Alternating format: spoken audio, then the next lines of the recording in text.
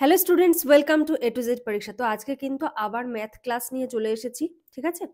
তো দেখো, আজকে আমরা একটু মিলিয়ে মিশিয়ে অঙ্ক করব। 3-4টে চ্যাপ্টার, 4-5টা চ্যাপ্টার থেকে মিলিয়ে অঙ্ক করব। আর প্রত্যেকটা অঙ্কই কোনো না কোনো এক্সামের কিন্তু প্রিভিয়াস ইয়ার কোশ্চেন, তো প্রত্যেকটা অঙ্ক খুব মন দিয়ে করবে। আর তোমরা আমাকে একটু কমেন্টে জানিও যে তোমরা ইংলিশে অঙ্ক এক্সামে মানে ইংলিশে করবে না বাংলায় করবে। এটা একটু কমেন্টে জানিও। তাহলে আমি কিছু কিছু ক্লাস ইংলিশেও দেবো আর কি, লেখাটা। তাহলে যারা ইংলিশে করবে ভাবছো তাদের হেল্প হবে। তো দেখো, আজকে আমি ম্যাথগুলো ইংলিশে দিয়েছি এই কারণেই, কারণ মিসলেনিয়াসের মেইনসে যে ম্যাথ যে কোশ্চেনটা আসবে আর কি, কোশ্চেনে কিন্তু অঙ্কটা ইংলিশেই থাকবে। তো প্রত্যেকটা অঙ্ক কিন্তু RS আগারওয়ালের অঙ্ক, ঠিক আছে? তোমাদের কাছে বই থাকলে তোমরা দেখেও নিতে পারো, এটা অ্যাভারেজের চ্যাপ্টারে রয়েছে এই অঙ্কটা। তো দেখো, এটা এসএসসিতে এসেছিল 2004 সালে। কি বলেছে অঙ্কটাতে? বলেছে 3 years ago, 3 বছর আগে, the average age of a family of 5 members was 17 years. ঠিক আছে, 3 বছর আগে একটা ফ্যামিলিতে 5জন মেম্বার ছিল, তাদের অ্যাভারেজ এজ মানে গড় বয়স কত ছিল? 17 বছর। A baby having been born, তারপর একটা ছোট্ট শিশু জন্মায়। The average age of the family is the same today. এবং জন্মানোর পরে এখন বর্তমানে মানে 3 বছর পরের কথা বলা হচ্ছে, এটা 3 বছর আগের ছিল, তারপর থেকে ধরো 3 বছর আগের মানে কি 1, 2, 3 বর্তমান সময় এখন এখনো কিন্তু অ্যাভারেজ এজ যেটা গড় বয়স সেটা একই রয়েছে। এবার বলেছে what is the present age of the baby. ঠিক আছে, তো চলো অঙ্কটা শুরু করি। তাহলে প্রথমে আমরা কি লিখবো? দেখো, লেখাটা কিন্তু খুব ভাইটাল, ঠিক আছে? প্রত্যেকটা লেখা কখন কোথায় কি লিখতে হবে, না হলে কিন্তু পার্ট নাম্বার কেটে নেবে, ঠিক আছে? এটা কিন্তু কেউ ভুল করবে না। প্রথমে আমরা যে ইনফরমেশনটা দিয়েছি সেই ইনফরমেশনটাকে আমরা নোট ডাউন করব। আচ্ছা, আজকে এই অঙ্কটা ইংলিশে করছি। 3 years ago, 3 বছর পূর্বে, the average age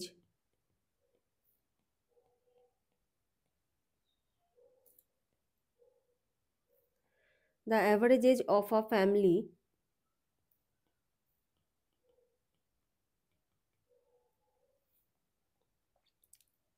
of 5 members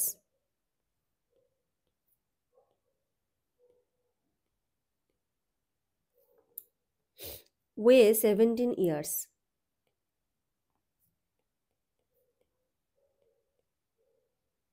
ঠিক আছে, ইনফরমেশন কি দিয়েছে? যে 3 বছর আগে একটা পরিবারের 5জন মেম্বারের গড় বয়স কত ছিল? 17 ইয়ার্স। সো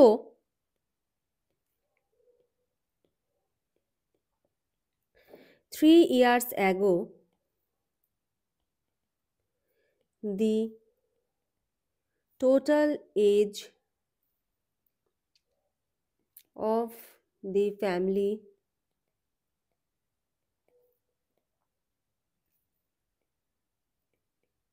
became, 3 বছর আগে তাদের টোটাল বয়স, মোট বয়স কত ছিল?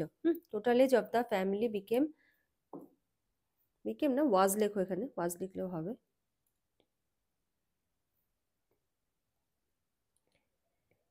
ওয়াজ কত হবে? 17 into 5 is equal to 85, তাই তো? তাদের টোটাল বয়স কত ছিল? 85।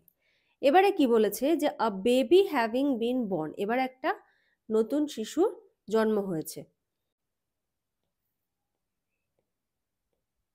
আ baby having been born, the average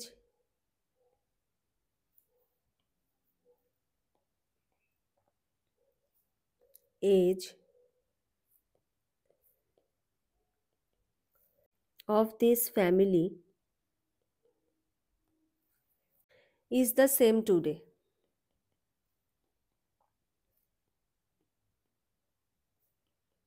এবারে দেখো, এখানে একটা জিনিস টুইস্ট আছে। আগে কতজন মেম্বার ছিল? 5জন। এখন একটা নতুন শিশু জন্ম হয়েছে, তাহলে এখন মেম্বার কত হবে? 6, 6, ঠিক আছে? So now the average age of 6 members is 17। সুতরাং the total age of 6 members কত হবে? 17 into 6, তাই তো?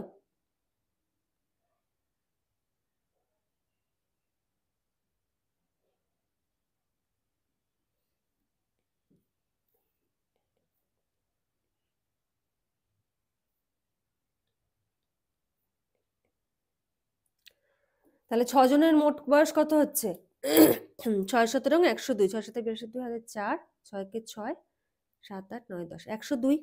তাহলে 6 জনের মোট বয়স হচ্ছে হলো 102, আর 3 বছর আগে কত ছিল? 3 বছর আগে ছিল 100, তাই তো?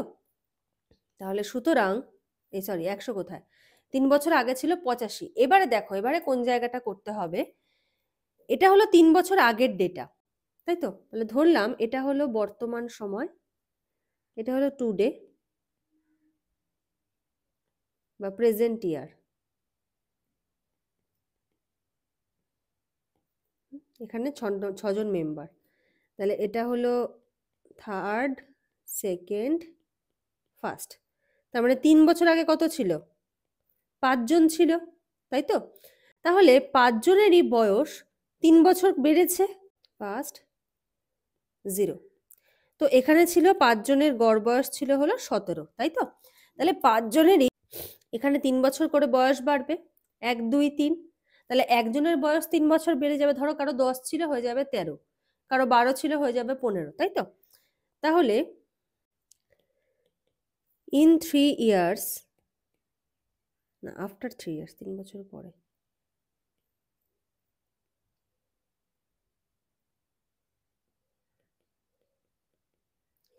After 3 years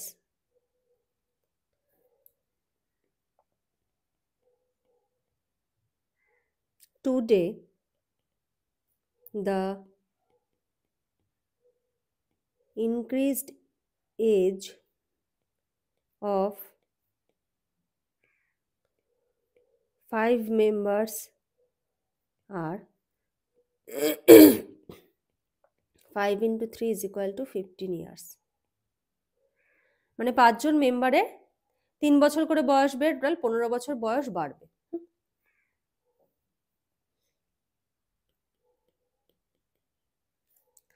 total age of 5 members, আচ্ছা এখানে লেখো today, total age of 5 members. Total কত বেরিয়েছিল? আগে কত ছিল টোটাল বয়স? এই যে 3 বছর আগে ছিল 85, তার সঙ্গে আরো 15 যোগ হবে, তাহলে 85 plus 15 is equal two 100 years. 100 বছর টোটাল বয়স। So the age of the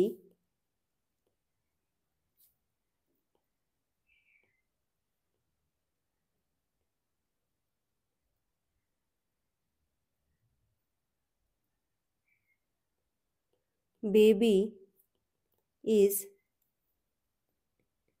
102 minus 100, কারণ 102টা কত জনের? 6 জনের, তাই তো? 6 জনের মোট বয়স 102, আর এখানে আমরা কি পেলাম? 5 জনের মোট বয়স হলো 100, তাহলে বাকি একজনকে নতুন যে জন্মেছে ইজ ইকুয়াল টু 2 ইয়ার্স। ঠিক আছে, এটা হবে হলো অ্যান্সার। তাহলে বোঝা গেল অঙ্কটা খুব ইম্পর্টেন্ট অঙ্ক, ঠিক আছে? আচ্ছা এবার চলো নেক্সট অঙ্কটা যেটা করবো সেটা হলো পার্সেন্টেজ থেকে। দেখো এই অঙ্কটাতে কি বলেছে? বলেছে in an examination there are 3 papers, 3টে পেপার রয়েছে, and a candidate has to get 35% of the total. টোটালের ওপর পাস করতে গেলে পাস করতে গেলে তাকে 35% মার্কস ক্যারি করতে হবে। In one paper he gets 62 out of 150। প্রথম পেপারটায় সে কত পেয়েছে? 150-এর মধ্যে 62, 62। And in the second 35 out of 150। Second ওয়ানে কত পেয়েছে? 35, আউট অফ 150 মানে 150-র মধ্যে 35। How much must he gate, তাকে কত পেতে হবে, আউট অফ 180, 180-র মধ্যে তাকে কত পেতে হবে, ইন দ্য থার্ড পেপার, 3 নম্বর যে পেপারটা সেটাতে তাকে কত পেতে হবে। টু জাস্ট কোয়ালিফাই, শুধুমাত্র কোয়ালিফাই করার জন্য, ফর এ পাস, তাহলে কোয়ালিফাইং মার্কস কত, 35%। তাহলে চলো অঙ্কটা স্টার্ট করি দেরি না করে।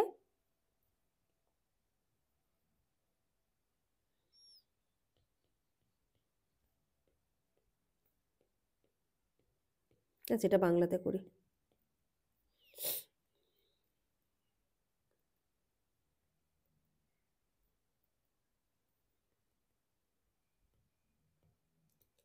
একটি পরীক্ষায়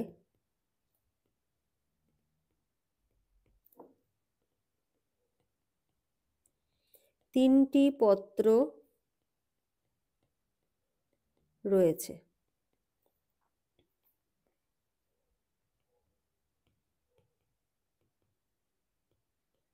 পরীক্ষায় পাশ করতে হলে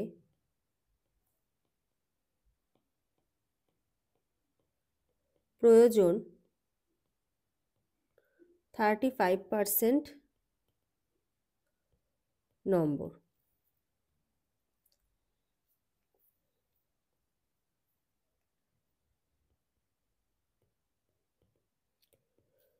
প্রথম পত্রে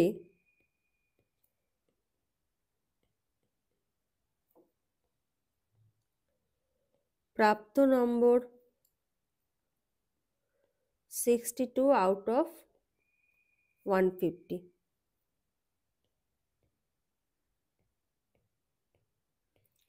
দ্বিতীয় পত্রে প্রাপ্ত নম্বর 35 আউট অফ 150।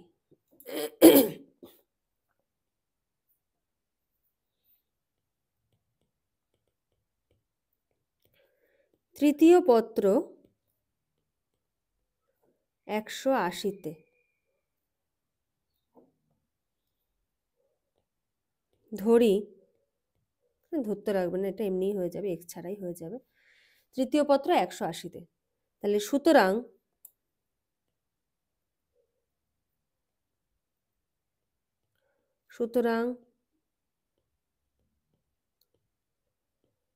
পরীক্ষার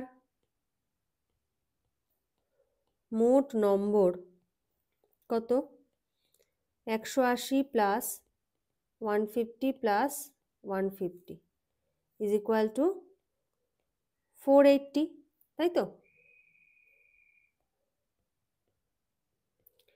প্রথম ও দ্বিতীয় পত্র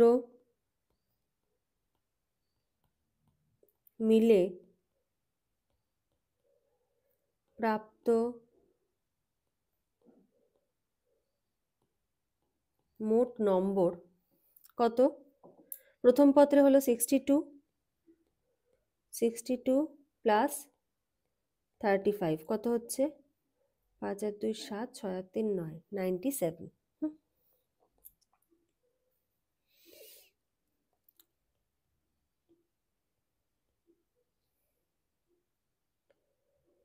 পরীক্ষায় 100-তে 35 পেলে পাস। কেন, কারণ প্রথমে আমরা লিখেছি যে 35%, পার্সেন্ট মানে কি 100-র মধ্যে 35 পেতে হবে। তাহলে সুতরাং পরীক্ষায় 480-তে কত পেতে হবে, তাহলে 100-তে হচ্ছে 35, তাহলে একে কত হবে, 35/100 ইন্টু 480, তাই তো। তাহলে 0 0 কেটে গেল, 5 দিয়ে 5 7 35, 5 দুগুণ 10, 2 দিয়ে 2 দুগুণে 4, 2 4 8, 24 ইন্টু 7 কত হচ্ছে, 4 7 28 8, হাতে 2, 7 দুগুণে 14, 15 16, 168। তাহলে 480-র মধ্যে 168 পেলে পাস, তাই তো? তাহলে পরীক্ষায় 480-তে পেতে হবে 168, অর্থাৎ 168 পেলে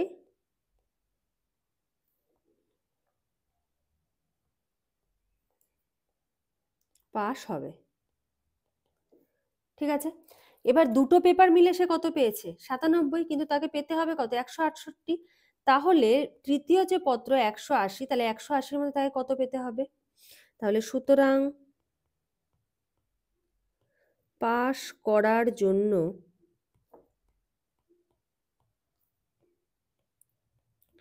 তৃতীয় পত্রে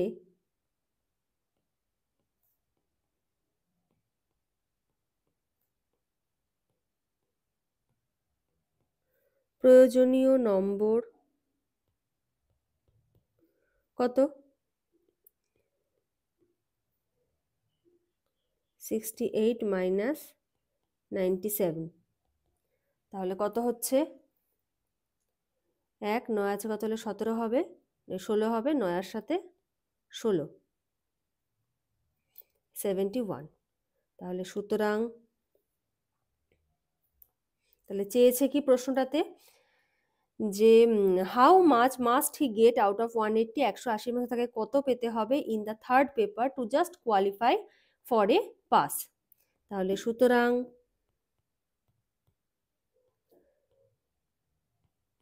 পাস করার জন্য তাকে 180-এর মধ্যে 71 পেতে হবে। ঠিক আছে, তাহলে এই গেল হলো সেকেন্ড ম্যাথ। এবারের অঙ্কটা হলো প্রফিট লস থেকে। ঠিক আছে, দেখো অঙ্কটা কি বলেছে। বলেছে the profit earned by selling an article, একটা আর্টিকেল সেল করে যে প্রফিটটা হচ্ছে ফর রুপিস 832, মানে আমি একটা আর্টিকেল 832 টাকায় বিক্রি করলাম, করে আমার যে প্রফিট হলো সেটা কার সঙ্গে সমান? দেখো, is equal to the loss incurred. একটা লস যেটা কখন হচ্ছে? ওয়েন দ্য সেম আর্টিকেল, ওই একই আর্টিকেলটা আমরা 448 টাকায় বিক্রি করছি। তাহলে 832 টাকায় বিক্রি করলে যে টাকাটা আমরা প্রফিট হচ্ছে, 448-এ বিক্রি করলে সেই সেম টাকাটাই আমার লস হচ্ছে। What should be the sale price, তাহলে বিক্রয় মূল্যটা কত হতে হবে ফর মেকিং 50% প্রফিট? যদি আমি 50% প্রফিট করতে চাই ওই আর্টিকেলটা বিক্রি করে, তাহলে বিক্রয় মূল্য কত হবে? ঠিক আছে, চলো শুরু করি।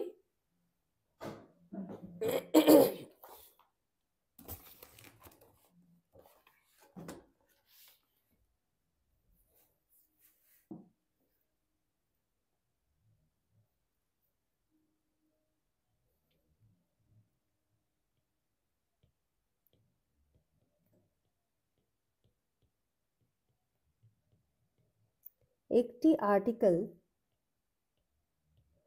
832 টাকায়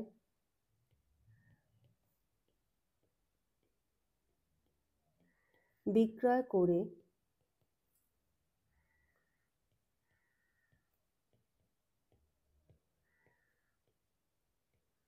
যে পরিমাণ লাভ হয়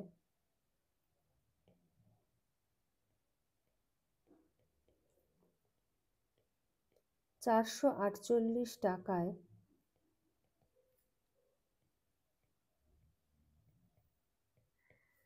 বিক্রয় করলে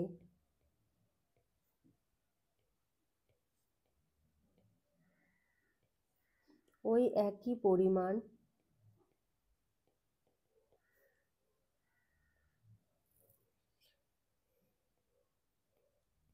ক্ষতি হয়।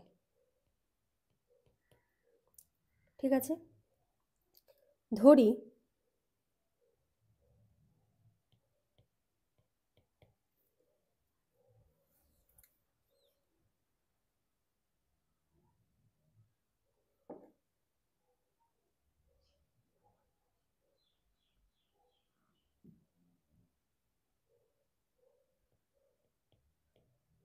লাভ ও ক্ষতির একই সংখ্যাটি হলো এক্স টাকা। ঠিক আছে, তার মানে 832 টাকায় বিক্রি করলে এক্স টাকা প্রফিট হয়। তাহলে সুতরাং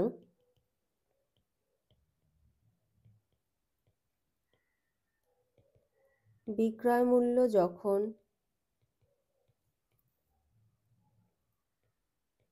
832 টাকা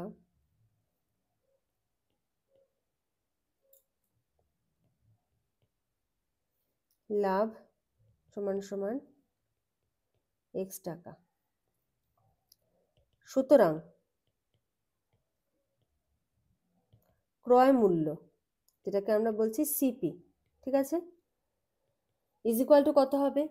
দেখো, তুমি একটা জিনিস ধরো 10 টাকায় কিনেছো, দিয়ে 15 টাকায় বিক্রি করলে, তোমার লাভ হলো কত? 5 টাকা। তাহলে এই বিক্রয় মূল্য আর লাভ থেকে যদি ক্রয় মূল্য বার করতে হয়, তাহলে তুমি কি করবে? 15 মাইনাস 5 করবে।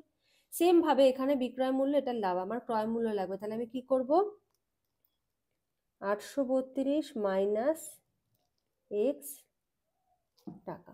ঠিক আছে, এটা হলো কি ক্রয় মূল্য। লাভ ও ক্ষতির একই সংখ্যাটি হলো এক্স টাকা, এবং বিক্রয় মূল্য যদি 832 হয়, লাভ এত হয়, তাহলে ক্রয় মূল্য কত হবে? এত। সুতরাং আবার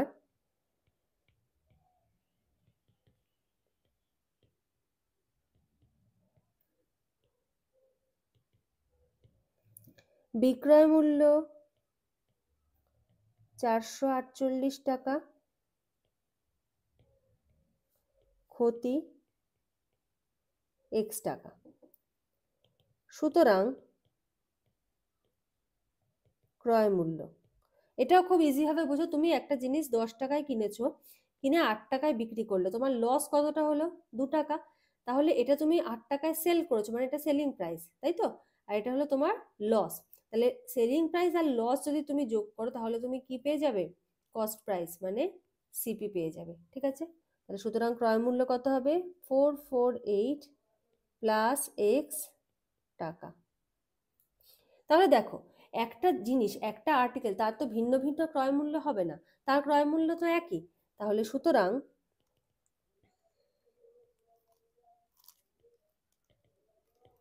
উভয় ক্ষেত্রের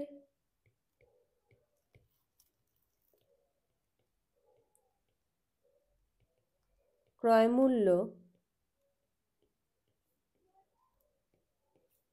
সমান করে পাই। কি হবে? 448 plus x is equal two 832 minus x, sorry,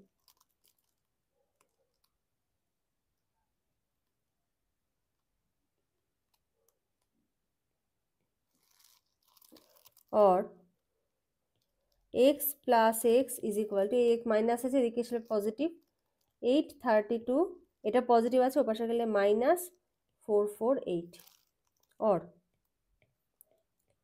2x is equal two কত হচ্ছে? 8 আছে, কত হলে 12 হবে, 4 হলে হাতে আমার 1, 4 একে 5, 5 এর কত হলে 13 হবে, 8 হলে হাতে আমার 1, 4 একে 5, 6 7 8 3, 384, और x is equal to 384 by 2, তাহলে কত হচ্ছে? 2 একে 2, 2 একে 2, 3 1 8, 2 নং 18, 2 দুগুণে 4 সমান সমান 192। তাহলে সুতরাং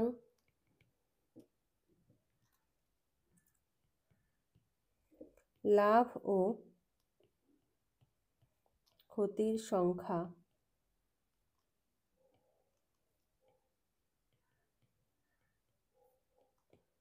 192।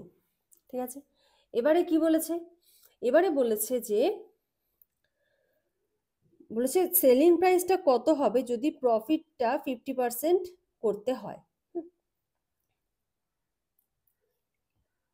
আচ্ছা, এখানে দেখো, এখানে আমরা এটা কি পেলাম? লাভ ও ক্ষতি পেলাম। তাহলে সুতরাং ক্রয় মূল্য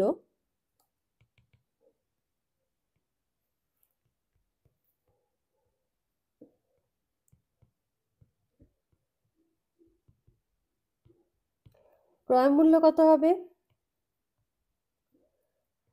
832 মাইনাস 192 ইজ ইকুয়াল টু 220, 9 আছে কত হলে 13 হবে, 9 10 11 12 13, 4 হলে হাতে আমার 1 1 2 আছে কত হলে 8 হবে, 6 হবে, 640 টাকা। এককগুলো কিন্তু মনে করে, ঠিক আছে? সমীকরণের মধ্যে কোনো টাকা পয়সা একক লিখবে না, কিন্তু আলাদা করে লিখবে যখন তখন লিখতে। তাহলে ক্রয় মূল্য এত পেলাম। যদি 50% লাভ করতে হয় তবে সিপি মানে ক্রয় মূল্য সমান সমান 100 টাকা,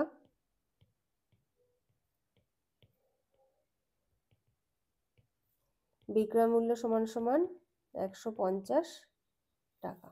এবারে যদি ক্রয় মূল্য 640 হয় তাহলে বিক্রয় মূল্য কত হবে? তাহলে সুতরাং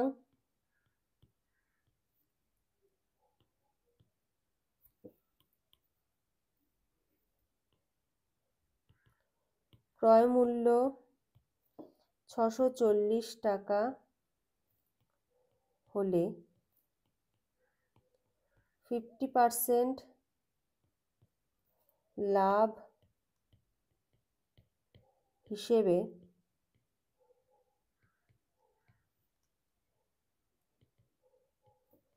বিক্রয় মূল্য হবে কত? 100তে হচ্ছে 150, তাহলে 150 বাই 100 ইন্টু 640, তাহলে 0 0 কাটো, এখানে 0 0 কাটো, তাহলে কত হলো? 15 গুণ 64, 4 15 60 0, হাতে আমার 6, 6 15 90 আর 6 99, 960 টাকা। তাহলে বিক্রয় মূল্য কত হবে? 960 টাকা। আশা করি বুঝতে পেরেছো। যদি অঙ্ক বুঝতে কোথাও অসুবিধা থাকে অবশ্যই কমেন্ট সেকশনে জানিও, ঠিক আছে? তো আজকের মতো এখানেই শেষ করছি। নেক্সট ক্লাসে আবার দেখা হবে, কথা হবে। Thank you.